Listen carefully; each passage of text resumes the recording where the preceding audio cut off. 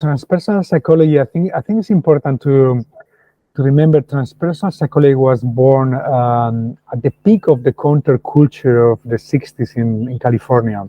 I think that's important to understand because there was a time in which there was a lot of enthusiasm, a lot of summer of love, there's a lot of openness in the culture, there is a lot of optimism about a new life, a new way to be. And then there was a time also in which there was a lot of experimentation with psychedelics in the 60s, of course. 1968 was when transpersonal psychology was founded. And also was also the coming into the ways of the Eastern gurus, the Eastern teachers, teachers from Buddhist, from Hindu traditions. They were coming more there, remember the Beatles with Maharishi, Mahesh Yogi, and, they were kind of fashionable, in the counterculture. So I think there was this kind of interface between people were starting to practice meditation. They were starting to read books by Eastern philosophy and Zen and Buddhism, and at the same time they were experimenting with psychedelics, and then they were making the connections. They were saying wow, this what I experienced with psychedelics, taking LSD in this festival, is almost identical description of this state that this Hindu guru is speaking in the scriptures, or this Buddhist teacher says that you can arrive, And transpersonal psychology says they start making those connections, and they were coming also from the foundation of humanistic psychology, Abraham Maslow. There was also more positive psychology, so to speak. And then also the depth psychology, Jungian psychology, also represented by Stanislav Grof. He was coming from this current. So it was this interface between these two currents that kind of created the matrix out of which transpersonal psychology was born. So transpersonal psychology was born, I'll just tell you with two no definitions, but transpersonal psychology is very interested in what Abraham Maslow called the farther reaches of human nature. It's mainstream psychology that far have always focused on psychopathology, what's wrong with the human, and what we also trying to help, but Maslow and Grof, and it's well, what about if we start focusing in who we can become in our best selves, So there was this is one direction, and then that direction interface with the interest in spirituality, and also that connection with psychedelics and the Eastern traditions. So I would say that transpersonal psychology explores the interface of psychology and spirituality in many different ways. It brings a spiritual perspectives on psychology, human psychology, and a psychological perspectives on spirituality. Well, I would say that it was this, the foundational years that I was talking about, and there were years of a lot of optimism, a lot of openness in inquiry. There were years in which there was very little dogma, little ideology, a lot of empirical research too. Let's study scientifically all these things, a lot of excitement, And then later in the 80s and 90s too, it was what has been called the neo-perennialist wave or states. And perennialist basically is kind of it's a philosophy that understands or assumes that all spiritual traditions somehow lead to the same end, or that we can arrange spiritual traditions or spiritual states of consciousness in some kind of hierarchy leading to only one goal. And this, for example, there will be different candidates. Ken Wilber was one of a dominant voice in that age, in that era. And for him, was non-duality was kind of the zenith of all human spiritual efforts, So, and also it was a time of big theories, theories of everything, trying to map everything. And then also the other picture of this is there was an integration of Eastern traditions and Western psychology, but very selective. It was mostly Zen and certain forms of Buddhism and certain forms of Advaita Vedanta.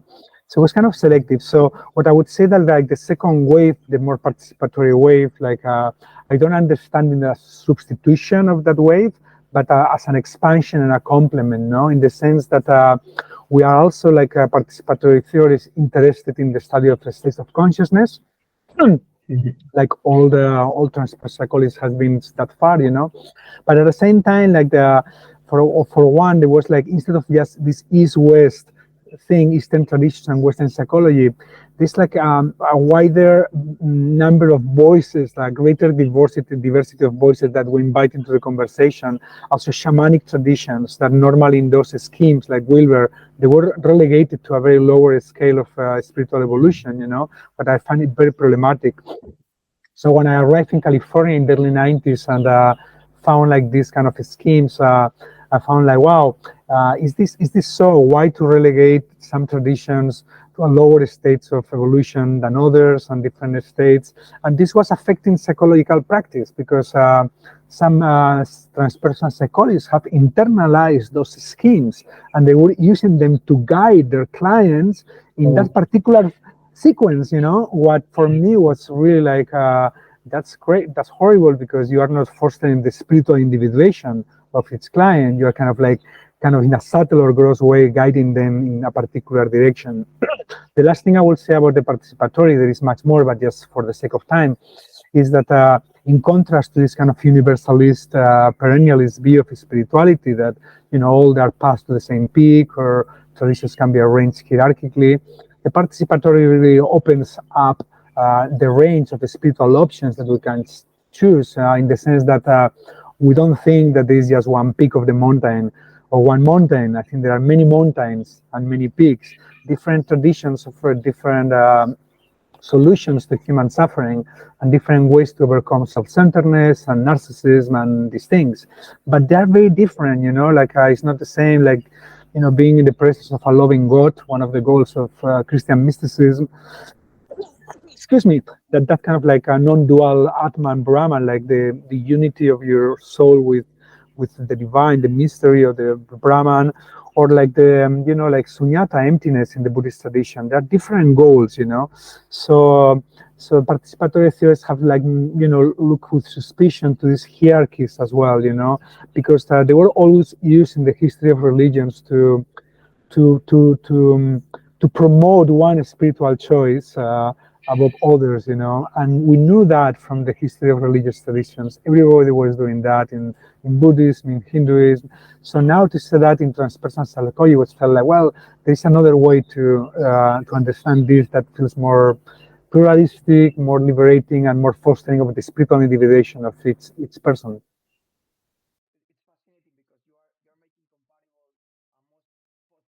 I used to teach a whole course at CIS on spiritual and cultural appropriation as an introduction to our students, because we're teaching a program called East-West Psychology. So the students were exposed to a variety of traditions, and many of them were psychotherapists. So what we learn is like, I think it's completely legitimate, especially in today's world. The spiritual richness of humankind are there, available to everybody.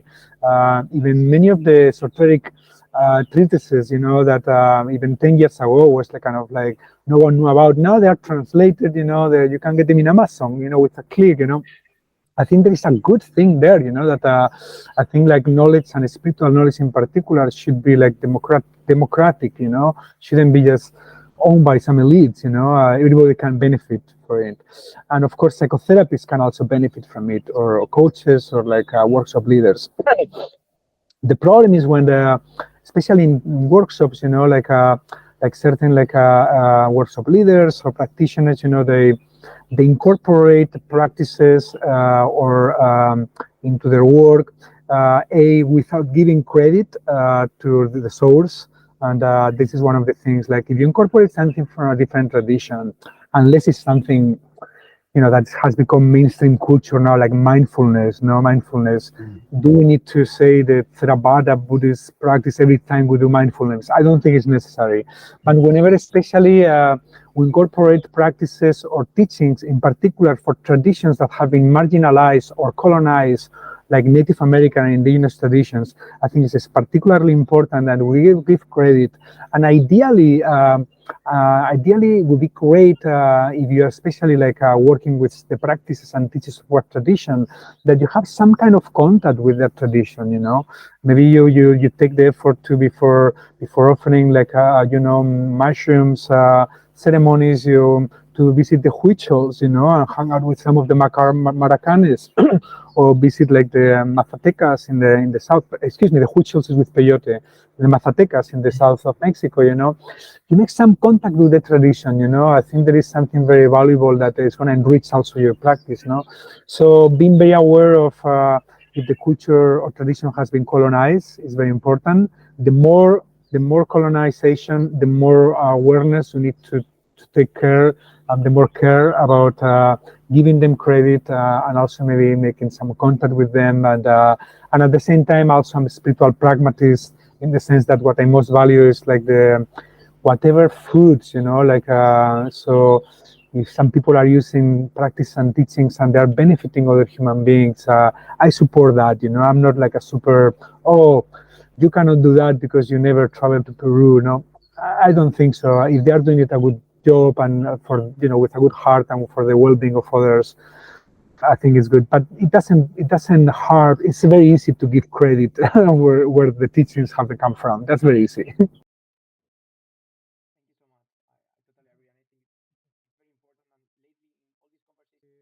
I think from Hinduism, something that is very relevant for clinicians and psychedelic therapists, or like clinicians in general, is to to pay attention to the different like yogas of Hinduism. And to pay attention to that makes us realize that not everybody is the same. Not everybody grows in the same way. There is Raja Yoga, the meditation. There is Bhakti, like devotion. There is Karma Yoga. There is other types. And that's important because it helps us to understand that maybe not all our clients go path is meditation. Sometimes there is like these things, these kind of ideologies that we have internalized, like everybody should be meditating if they're in the spiritual path, or everybody should be doing plant medicine. Well, no, maybe some people is for plant medicine, some people is meditation, some people is karma yoga, some people is like devotional chanting, and some people is conscious parenting, and or eco psychology from a spiritual perspective, like. So I think that's an insight from the Hindu tradition that I would rescue in this context. And I think from the Buddhist traditions, that has been Buddhist and shamanism has been very closer to my own work and practice for many years. So Buddhist, I could talk about many things, but I would say that from a clinical perspective, I think it's very important to really incorporate this sense of compassion, but also self-compassion, because sometimes it's easier to be compassionate with others, but we are always the hardest with ourselves, both as clinicians and also our clients. If we can transmit this insight in the Buddhist tradition, that in order to really all the practices in the tradition, when you desire a loving kindness or enlightenment for others, you always start with yourself. And this is not selfish. There is a wisdom here. The more you are happy, the more you are like well-being, the more you are going to be able to give to others. So the more you are compassionate with yourself, the more compassion you will be able to genuinely offer to others. So that's for that. There is much more, of course, I could say, but and then shamanism, of course, like what comes to me is it's two things. It's like it's nature, the connection with nature, like some of the most effective, in addition to psychedelics and other things, effective new forms of psychotherapy in the States, in California, are environmental, are ecotherapy. There is forms of ecotherapy, earthing science, like this a lot, and makes so much sense because we have been living in cities, like so many of us, disconnected from nature, and many of the anxieties and many of the depressions, they are environmental. Sometimes people, they give very hard time of themselves, and also with clinicians. What's wrong with me? What's wrong with me? And sometimes they start hanging out more with nature. They move to nature, and the anxiety goes. Not that my father did that to me when I was 3 years old. Maybe it's just because I need to be in nature. And the other thing, of course, is the use of the moderate and skillful use of states of consciousness. Either facilitated by teacher plans, but also by other methodologies of conscious alteration, like rhythm drumming, or like vision quest, or many other things. There is tremendous resources in the shamanic traditions that we can incorporate in our work with others.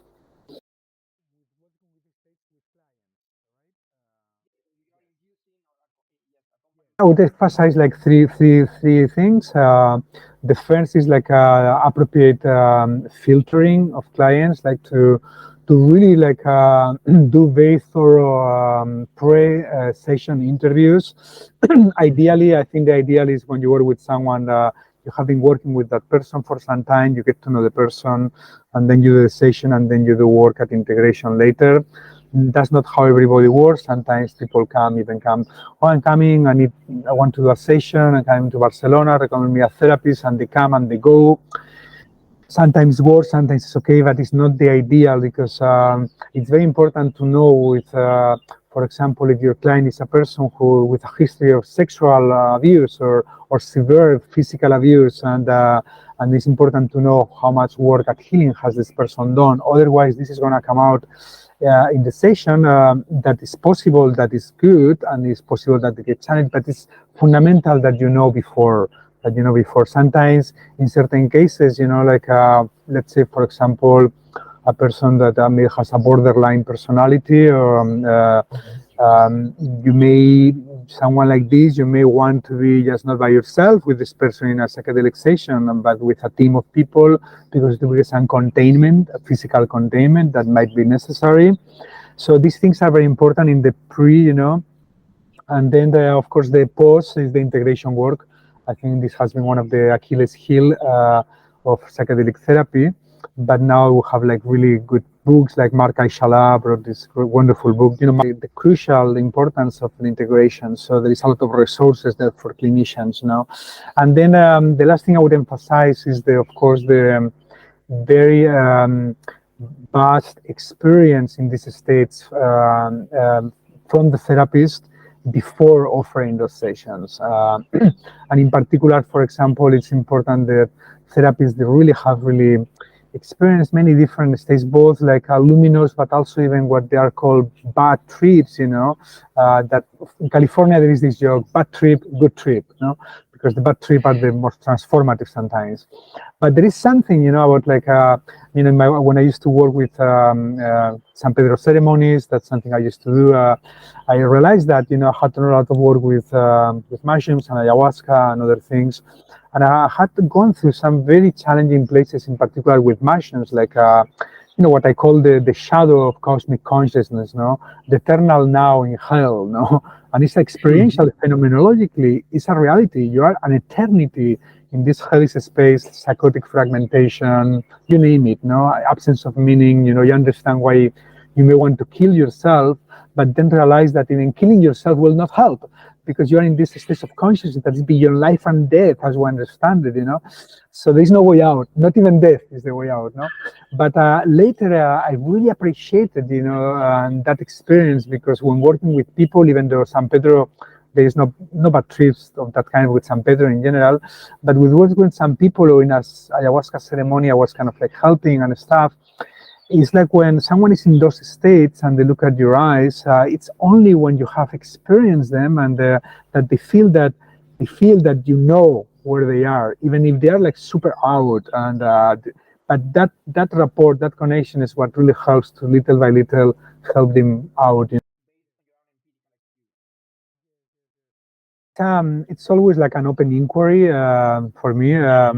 I've gone through different stages in my thinking. I will not go through them, but basically, like shamans, for example, I've discussed this question with shamans too, and shamans are very clear in general. Like they're pretty consensual. They say, like, listen, there is different type of visions.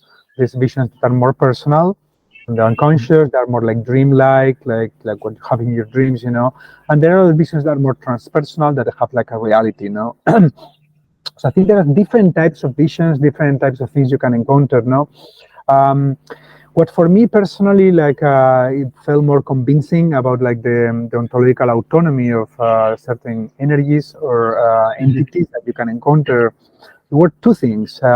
One thing is when it's like let's say, like, once had this encounter with what I later learned was like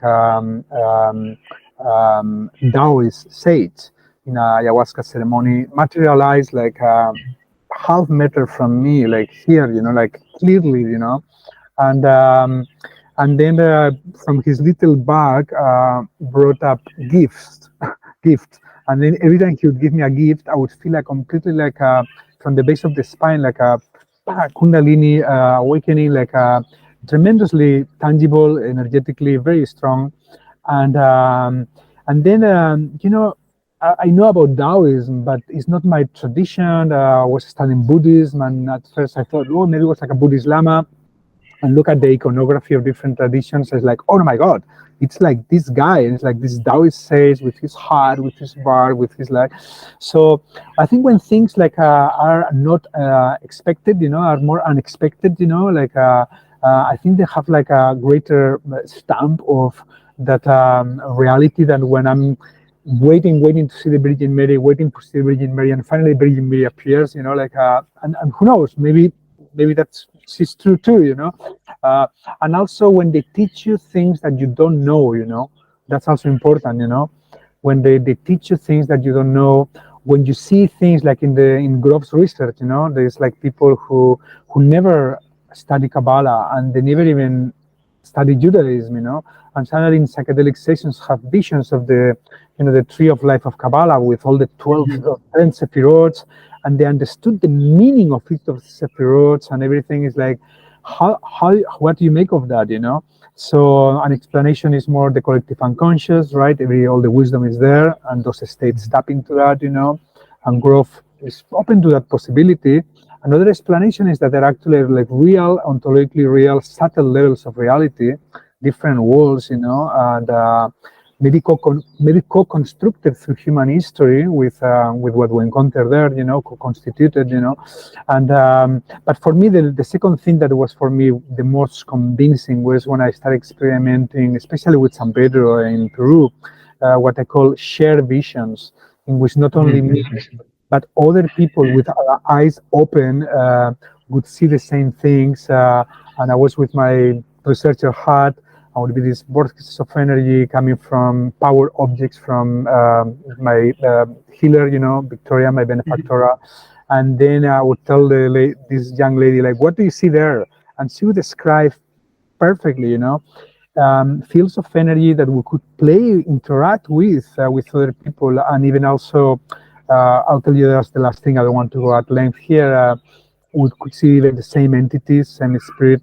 At some point I was like on my knees, like crying from these energies have gone into my body. It was super healing. I was crying from gratitude, and I fell into my knees like, thank you. I felt so blessed, right? I was like, oh my God, thank you, love, whatever, life, And then suddenly I feel like from my armpits two people like helping me to come up, and I thought it was Victoria and this other lady, who was there.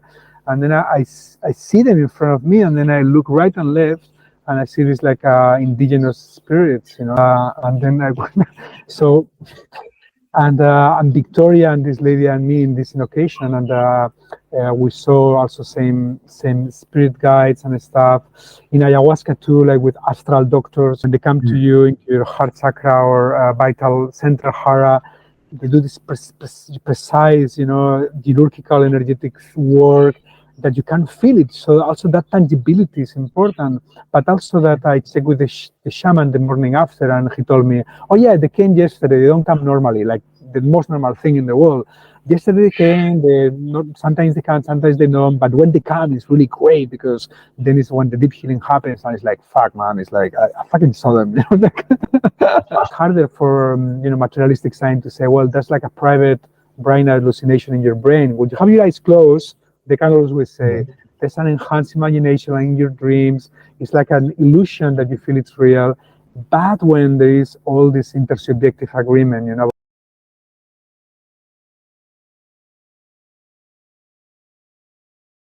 super important, because spiritual emergence, for those in the audience who don't know what it is when when a spiritual opening of any kind, could be Kundalini, could be simply like a spiritual opening in consciousness, takes the person like it's either that the person has not the understandings because maybe he's a materialistic person and thinks all this is mambo jumbo, and then start experimenting these things, and he gets so disturbed that that could be have panic attacks, even like almost like psycho. Am I going crazy here? You know, and many people ask, you know, but also could be because the structure, psychological, emotional, energetic structures of the persons, they are not built strong or in the proper way to channel those energies constructively, you know, and could be both, you know. So of course the problem is if they go to a cognitive therapist that normally have this much materialistic viewpoint, and they tell you I'm seeing spirits, or I'm hearing voices, like, well, they're gonna immediately think you're psychotic, and they're gonna give you medication, and you can end your days in a fucking psychiatric institution. And that's one of the greatest tragedy of our times, that Stanislav Grof and Christina Grof were some of the best and more effective speakers towards that. You know, it's like, listen, there could be people in the psychiatric institutions being medicated and getting stuck in their process. And if we had a different context to support their processes, you know, they would support like a genuine spiritual opening, and they could end at the other side feeling better, more functional, than they were before. And that's what happens when it's accompanied well. The problem is that in our culture, and I feel that all the time, because many times I get messages from many people. Every year I get many messages from many people, different parts in the world.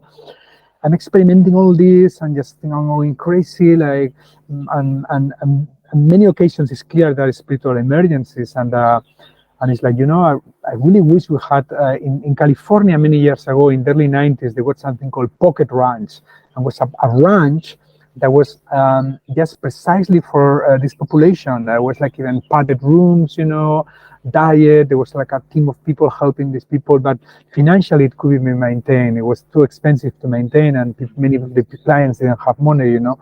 But I think we'll need this in the future, because yeah, there is no good places, you know, because normally when someone is in these conditions, it's not just that they need just a weekend retreat. They need then sometimes months, you know.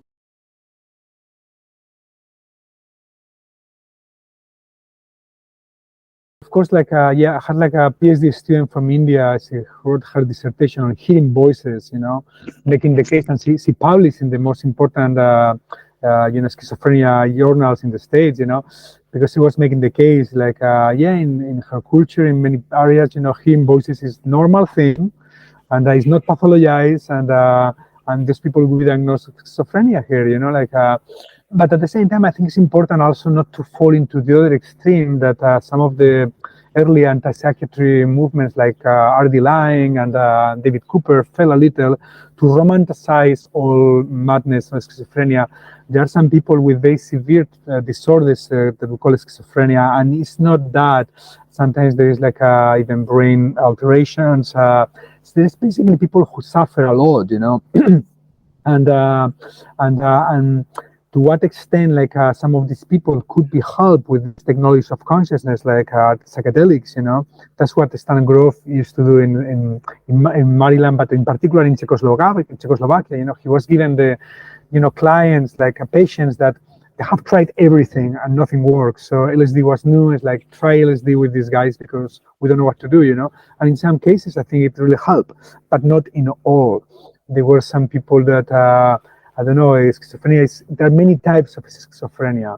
And I think that there are some times that I think that these interventions could really help, and maybe others that, I don't know, I have my questions, you know. So it's important not to pathologize all schizophrenias, but also not to romanticize all of them as healing journeys, you know, because also, yes, some people really suffer a lot. You know, there are conditions that are also, there's a genetic predisposition, and yeah, it's. I mean, I want to believe that all of them we could help them. We'll learn how to help them at some point.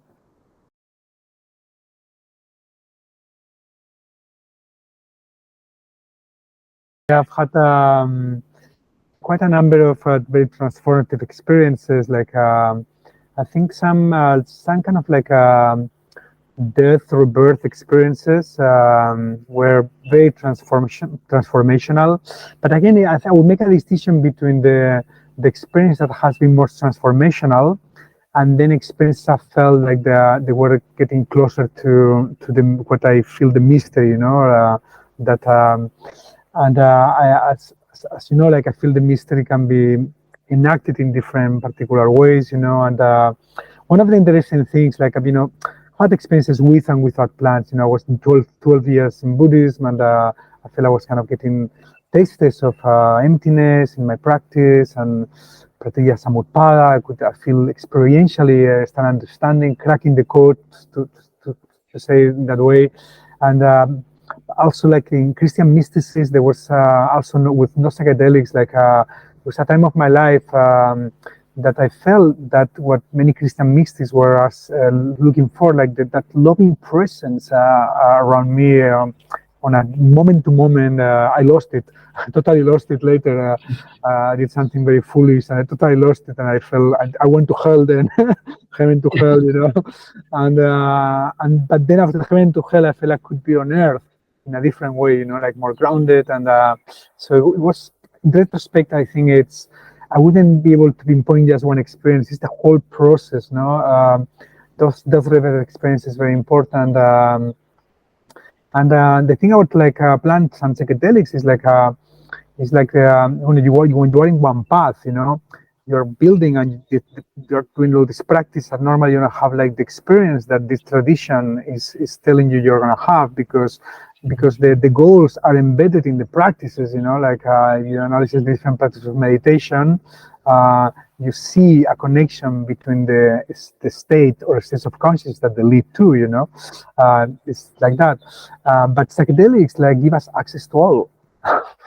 Psychedelics give us access to all, to the personal divine, to Buddhist emptiness, to Atman Brahman, to non-duality, to all the spectrum, So I think that's also very valuable for clinicians and for people who are working with people, because we have more resources, and then with those resources we can support, the spiritual individuation of our clients in a better way, versus to, in a way, even unconsciously indoctrinating them because we think this is the thing. Maybe for me, in my moment now, for the last years, my goal or my orientation has been about like not so much like mind-blowing journeys going into different things, but to open my body, to open my everyday life to all that, while being firmly grounded on body, on earth, on here. That's kind of my orientation, and San Pedro has helped me in that direction.